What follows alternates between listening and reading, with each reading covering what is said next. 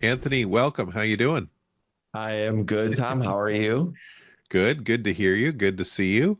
Looking forward to today's topic. Just I think we had some questions in the chat earlier. One really pertinent one was how do you choose which market to trade? And I think that's kind of right up. We've talked about it before here. I know we were kind of going to focus on the E-mini today, but it might not present that opportunity.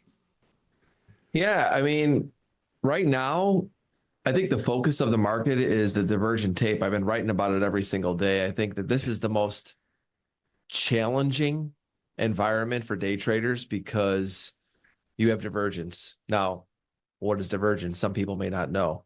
If you've got all the indexes laid out and you look at them apples to apples, you don't even need any indicators up. Just put up all of the indexes and you look at them. If they have similar chart patterns, great. Then the indexes are working together.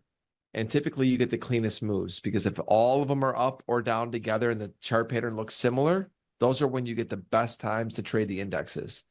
But if you have an S&P that's looking like it's breaking up and breaking out, making a higher high, or Nasdaq's making a lower low, or Russell is doing what it's doing, it calls for a very difficult tape. And I think that's the important part about being an index trader is finding which index to trade when, because I think today we'll just focus on choosing the different indexes because it's actually the perfect environment to look at and go, which index should I trade? And some of you may say I don't trade other indexes, but what I'm going to show today, I think will be a good lead as to why I would trade one index over the other and how I go about doing that. Yeah, I think that's great. I saw your tweet this morning, right before we started the show. Exactly this, right? And we've been talking about it. That's why we do the daily chart review is to see what's happening in each of these markets. And we call it systematic trading, right? If they're all trading together, it's systematic. It's kind of a greater force than the individual indices. I will say, Anthony, I don't know if you find this, earnings season can really mess up that Oh, systematic trading, right? no doubt. Especially if you have one market that's really throwing everything off, like yesterday with Tesla, Yeah. it's going to make it challenging. And this is what happens right now.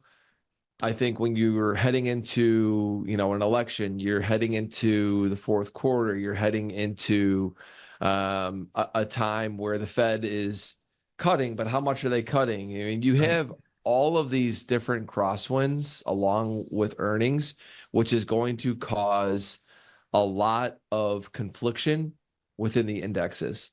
So let's go to the charts and let's take a look here at starting off. I have the Dow up, and the reason why I have the Dow up is because yesterday the Dow was actually the market that when I looked at it, I was like, okay, the Dow is probably the um the cleanest for what I was looking at. And the main reason was because when I looked at the Dow, I said, you finally had that top Bollinger Band and bottom Bollinger Band get flat. And I Hmm. was looking at this yesterday and I was like, okay, maybe we're in some mean reversion with it.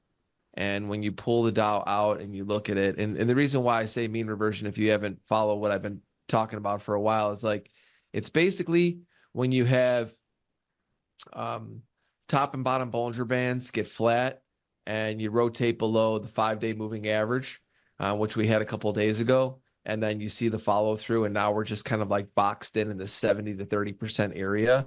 And like yesterday was like that full mean reversion day all the way back down to roughly, I think I have the 34 here, if I'm not mistaken. Yeah, the 34.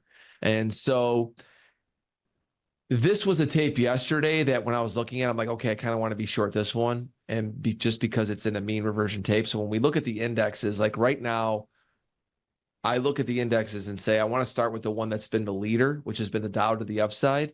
And then I'm going to look to see what mode they're in. And they're just really mean reversion consolidation.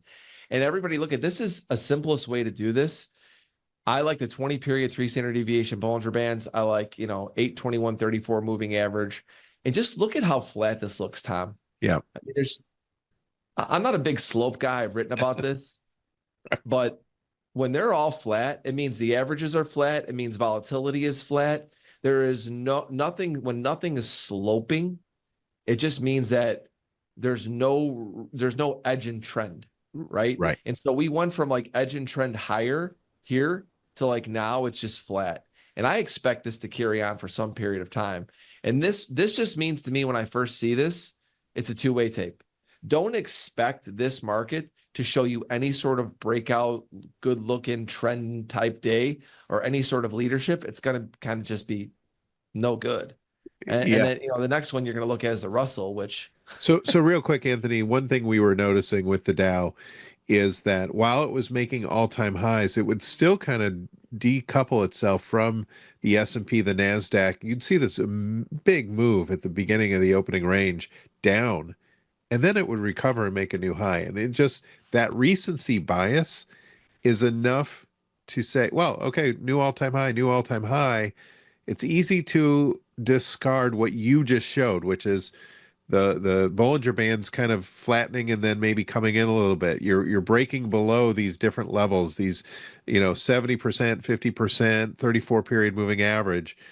It only takes a few days, right, to get with the program, a couple of bars, but still you have all that evidence of all-time highs.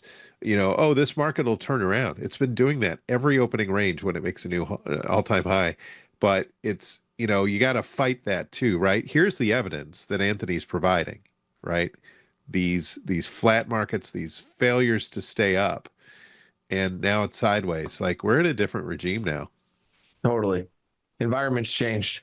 And Yeah. that's the thing is when you're looking at which index to trade, this is the most important thing to me. I mean, just look at this S&P. I actually, this morning I took one short and it just kind of whipped me out. And I'll explain why I took it in a second. But Yep. it's, I'm literally on the sidelines at this point, looking at it, going, there's no clear direction. And in the S&P is the one I'm focusing on. And I'm gonna get to that in a minute. Yep. But yeah, I mean, the Dow to me is now flat. The RTY, I said this morning in my note, hold my beer, let me whip everybody around. I mean, it's kind of Right. funny because it's just as like I honestly could say that I don't remember the last time I've sniffed a clean winner in the RTY. I mean, I've stepped in and out of it probably, I don't know, let's call it half a dozen times at least over the last 2, 3 months. And Yep. I would say everyone either ran my way a little bit and either clipped me out or, shimmy shake me out. It's like nothing was like good. It just is Right. like every trade that I looked to get into. I think this was probably the only one I remember. Yeah, right in here. I was looking for a little bit of a long. I think I caught one out of like my last six that Wow. was like, okay, I actually had one that kind of worked out the way I wanted to, right? Every other one, I mean, has just It been like, gets oh, it's going to be good, Ripper against me. I'm just like, man, this is unbelievable. And right. so look at even here, they took out this high. I bought the dip on this day because I'm like, look, it's going to be range expansion. Bang, we break. And Yep. so when I look at market environments, I'm just going, man, this market between this and the Dow right now, look at you have to understand. I think people have to put into context what happens with indexes. And is the number one thing I look for is when I shouldn't be trading versus when I really should be. Uh-huh. Because in my mind, I have to be able to take advantage of moments when the everything's working together and I just have to be in. I feel forced to be in. And so if there's anything that I've learned is that if I start getting chopped up or clipped, I just get really small and I'll let the market take advantage of me, but I'll let it take advantage of me in the most minimal way possible. Right. And that's just the mode I'm in when I see this type of thing. When you see flat Bollinger Bands, I just have one moving average up here for Russell. It's like, I've got no edge here. And Yep. then you look at the NASDAQ. I mean, so this is something that we don't talk about a lot of time, but go back to August. Look at what we've had since then. Every Bollinger Band peak high has been higher or lower. Yep. We're It's compressing. contracting. It's contracting, Contracting. right? And so what does that mean for the NASDAQ? I mean, yeah, it ultimately is still kind of grinded up because it's the NASDAQ. And I said Yep. the other day as a joke, I said, I'm really not interested in shorting it because I just don't want to either my head to turn completely white from gray hair. And I just, I like myself a little bit, right? I don't want to be in a torture chamber trying to be short the NASDAQ because the rallies, unlike the other markets, not that they're not all somewhat fierce, but the NASDAQ rallies like it breaks, you know what I mean? Yep. So Yep. it's just one of those things where I kind of don't really want to look to be short it. I want to look for areas where maybe I find, places to be long. But in this environment, man, this is tough. I mean, you've It got is. an RSI also that's at 50 for all the markets. So it's just kind of like caught in the middle. Flat moving averages, flat Bollinger Bands. Don't get frustrated right now out there, everybody. If you're looking at your strategy and like, man, today everything's working great, and the next day it just sucks. Well, Right. yeah, this is why. I'm trying to open your eyes to that, because the number one way you can grow your P&L is by reducing downside. That's the easiest way. You could reduce downside, it grows your P&L. It's in my experience, it's been the best way for me to grow my account is by reducing downside. The winners, when things start to work, most of us, well, at least I shouldn't say most of us, but many of us have found a way to where when we're making money, we'll kind of keep trading and we kind of take from the market. It's a skill you have to even develop, because even that's difficult. But if you're in rhythm and you're making money, a lot of you have probably found ways to make money. But then when it gets really tough, it's like you're just hitting, full max drawdown. And that's where you just get killed and frustrated and just beat up. And like, this is the environment that happens. And so right now, the NASDAQ of all the markets, what I'm noticing is like yesterday, the move itself was like, it wasn't as weak as everybody else. And I feel like it's trying to be the upside leader a little bit now. It's kind of shifting from what Dow's doing, just because as we're compressing, we're still like always floating above these moving averages, trying to grind up. And when you look at the S&P is trying to follow that market. Yeah. But it's being pulled down a little bit by Russell and Dow. So when I kind of look at this scenario, I look at this day. So let's unwrap it. We know that NASDAQ is trying to rally now. It's kind of trying to take that upside leadership. It's not really there yet, but it's trying. Dow and Russell are in mean reversion sideways markets. S&P also similar to Dow in the fact that it's still in somewhat mean reversion-ish. It's like kind of caught in here. So what I immediately look for is opening range. So the first thing that I'll look for, and actually I think I actually might even look to sell this here in a second. Let's take a look at it. So what I look for is opening range. This is a 30-minute volumetric. And I'm going to get to that in a second. So you actually could see here, this is what I did, and it shows my actual trades Yep. in the micro. And so I tried to get short earlier. I don't know why I had shown them there. And I'll show you in a second why. You got delta is negative. Okay. Yep. You got delta is negative on the day. So selling has been dominant. You have opening range, the high of the day. We took out the opening range low. What I looked for is once the market can go up, and I was watching the way it was trading around the VWAP, I'm looking to sell VWAP or 1 or 2 standard deviations with stops just above it. And that's the stop I got stopped out on. I did this on the micro. I also did it on the E-mini too. I got stopped out on both. But the reason why I did it is because delta's been negative. And when you look here at this point in time, I thought that was a pretty good high. See how we're like trying to go up? We talk about the squeeze highs. It actually squeezed me out on the high tick because as it rotated back up. It is what it is. But, I tried to sell it, and you saw that the selling pressure came in here pretty good. And now that we're actually taking out this low, I'll look to sell a rally. Now, I like to use it in micros, and I'll also do it in E-mini S&Ps. I try to like almost scale it between the two products because I want to be small enough to where I'll try and hold my micro with a little bit of a wider stop. And my S&P, I'll try to like sell and hope it turns right away. And then if it goes against me, I'll just burn out of it, right? And so the reason why I do it in kind of a 2-tier fashion is because if it's going to go down, I'll sell S&Ps and I'll keep the micros with a little bit of a wider stop. So then I'll use the S&P, the ES, as the one where I try to take a little bit more size with a tighter stop and hope it rotates immediately versus like the micros. I'm like, okay, I'm just going to hold these and let the stop work.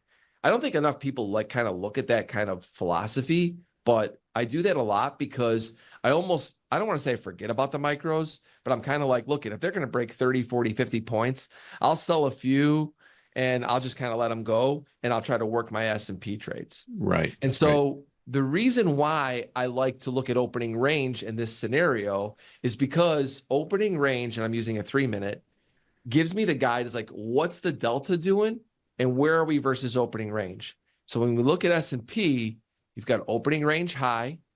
You saw we took out the low. Watch the rotations.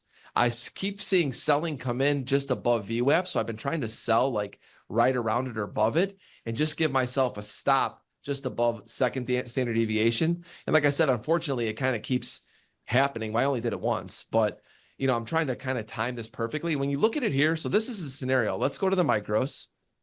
Let me just try to get in one right now. I put it in at 46. I want to sell one standard deviation up to VWAP. I kind of missed that one. I should have been able to sell 675s, but I was talking about it. But this is a time where I'll sell this rally. And now, really, it shouldn't get, they're going to be good, they shouldn't get above VWAP. So I'll put my stop up there. I have my actual limit. This is one of the cool things about Tradeovate. I put limits and restrictions, especially when I'm coming on live streams. I'll limit myself to 3 contracts across the board in every market I'm trading. And I do that just because I don't want, I want to be solely focused. I like to do a third, a third, a third. I've talked about this. Right. But now I'm looking at it going, delta's negative, staying below opening range. VWAP's still in the middle of the day. But when you come back to order flow, you continually see it. I mean, there is no buying really. And the buyers are getting trapped above 48.50. So I could be short small and I can get nicked a few times here and still be well within my risk per day of trying to sell a rally. Look at this buying here, trying to get above VWAP, how the buyers keep getting stuck. You see that? Yeah. They couldn't Yeah. get above VWAP. So it's like, for me now, I want to sell that rally. Right. Right. So that's the squeeze, right? So all those buyers are holding a position that's underwater. How long can they hold that, right? And as the first one says, you know what, I'm out. I'm taking a loss. That just puts more selling pressure, right? And eventually that more and more people do that. Ideally, that's the thought behind that squeeze. What I see here too, Anthony, is you talk about institutions and institutional trading and hedge funds trading. They get rated on the VWAP, right? They want to sell above VWAP. They want to buy below VWAP. If they do the opposite, they're not doing their job well, right? So, on a down day, on a bias, you say it's two-way trading, so it's really hard.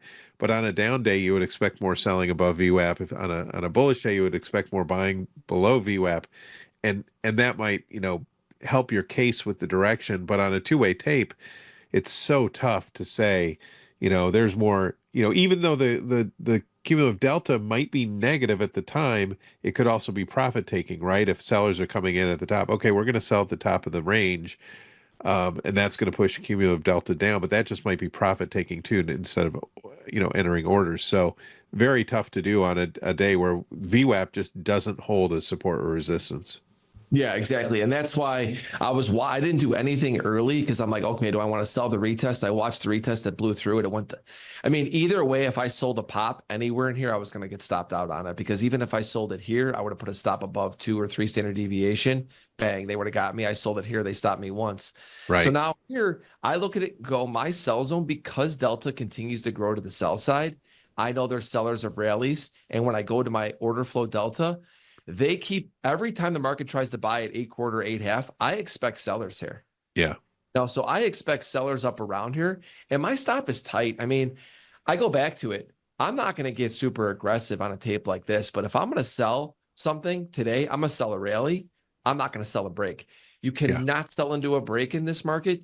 You'll just get your shirt ripped off. I mean, it's just the way it is. I mean, and I've been selling rallies small, giving myself $4 or $5 of risk, and they still find that stopping. You're like, man, I waited to sell that thing and they still got me. Right. And so I'm very, very small, but I see that I'm looking for spots where, because here's the other thing is the potential with this, I think is pretty high.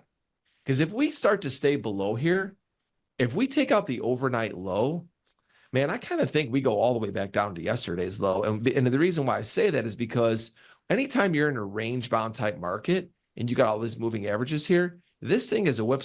I could see, start getting below here. I mean, there's nothing, I don't really have anything to stop it for 50 points. Right. So right. it's worth it for me to take a few shots at being short for $3 to $5 a risk to make 50. I'm not Yeah. saying I'll make full 50, but I easily can rotate out of this at 1-to-1. And all I need is 1 2-to-1 ratio.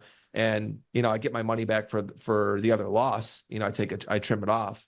Right. But you have to be, you've got to be committed to waiting to sell the rally. I mean, this is why I like standard deviations a lot, because I see how they're trying to slope a little down now. I mean, I want to be a seller up into where the buyers get squeezed. So to me, 49 quarter down to like 46.75, 46 half. I just sold one there as a starter, but I want to sell up in this area because of that reason. And I go back to it. I go back to my order flow. What's happened here? Where's the lot of the volume taking place? Look at the bars where majority of the volume is taking place today. I don't know why I lost my right in here. There we go. Yeah. Right. See all that? All of that's taking place around 48 half to 49. But Yeah. longs are getting trapped above 50. And then when they get back down below it, you see sellers tried to push earlier, couldn't get it. And on this bar, the buyers tried to, and they just couldn't. And so now this area becomes really key, because if it stays below here, I think that you're going to go out and test this. This is an old naked, basically high volume bar from a 30-minute bar yesterday. I like to look at those. Comes in around 37, 38. I think in the short term, that's where they'll make the range. And so again, I go, I've got minimal risk for at least, I think, I'm going to be risking here somewhere around $4 to make at least 10. Because if they start to break, I won't buy these back. Right. I mean, these are Right. ones I won't buy them back. I'll wait. And my first buy would probably be around 37, 38.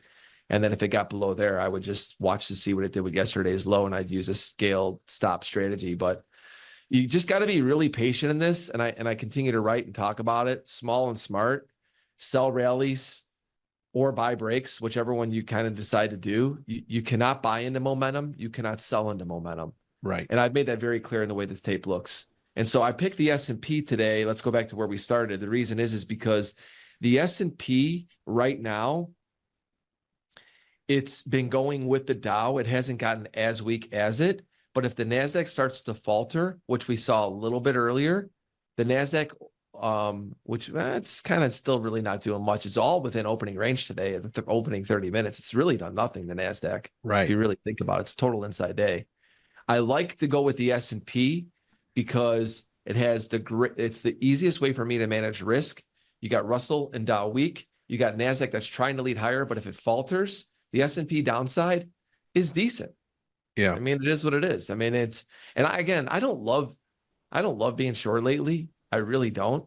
But in these scenarios, my risk reward is tight enough to where I could be wrong 2-3 times, walk away for the day and be like, okay, I took my hit, but if I'm right and this thing starts to go, I think the move can be somewhat significant.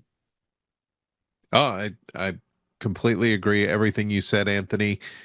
We've been seeing this, kind of divergence between the, E-mini, S&P, NASDAQ, which one is kind of vying for the most bullish or least bullish. It seems to have switched recently, and I think you're right. E-mini is trying to take that load again. NASDAQ, I think the story there, though, in earnings seasons, you still have what, 6 of the 7, or maybe even 7 of the Magnificent Seven to report.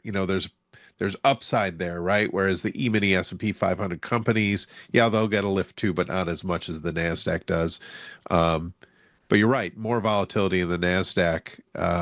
Once it finds a direction, good opportunity there. Yeah. And also I've flipped back to E-mini S&P because now I'll watch it. I go back to it. I do a 2-part execution here. I'll use some micros to just get in because I'm not as price sensitive. It's like, okay, let me get in. I'll still wait to sell the rally. But if I watch this S&P tick up here, I already know I'm short micros. I already got my stop in.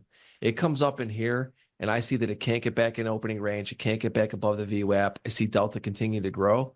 I'll hit the bid with the S&P with a little bit more size. And if it goes my way right away, I'll rotate out of some, put my stop up top, and I'll trade that with really tight stops more aggressively. I'm not going to give a really wide stop in the bigger contract. So this is, I think, something that a lot of people can look at is sometimes you just need to be in a little something with like the one lot, or, I'm going to try to get up to maybe, a few micros, and just to kind of get myself in the position. And if the S&P I wait for the points to where it gets right to that point where maybe I see a little squeeze happening, and all of a sudden in that moment I could just get in for a turn. I sell a bunch, put a tight stop, rotate out of it, and then I sit back. Nice. And so I use both. The micro helps me be patient in the ES, and I'm not just over trading the market. And so you might get that blip higher where you're like, hey, I'm short some micros, but all of a sudden S&P, you're like, this is the top, this is the squeeze. I see it, bang. Nice.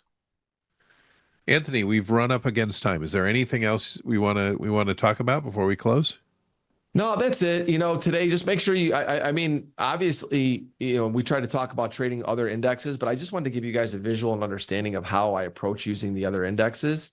And you could use the same thing. Like some days it's the NASDAQ, some days it's the Russell, some days it's the Dow, and also know that there's micros. And also, I think maybe we spend more time talking about how I use micros and minis together because it allows me to sit in a core position, especially if I think it has a wide potential, and you wait for the mini to kind of strike.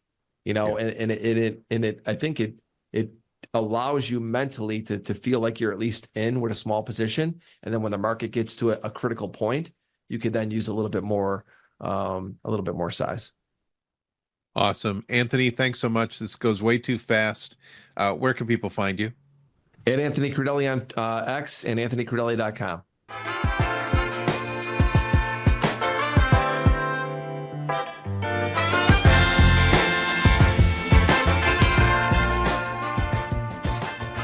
The following presentation is for educational purposes only. All the symbols, trading ideas, and market commentary are for educational and demonstrational purposes only and are not recommendations or trading advice. Live sample trading occurs in a simulated environment. Past performance may not be indicative of future results. All the information and content presented is provided by NinjaTrader LLC, and the opinions expressed by all third-party guests are their own and are not necessarily those of NinjaTrader LLC. Trading futures involves substantial risk and may not be suitable for everyone, and trading futures can result in losses greater than the initial required margin. Traders should only trade futures with risk capital. Risk capital is money that you can afford to lose without jeopardizing your financial security or current lifestyle. You can find additional disclosure information on the NinjaTrader website.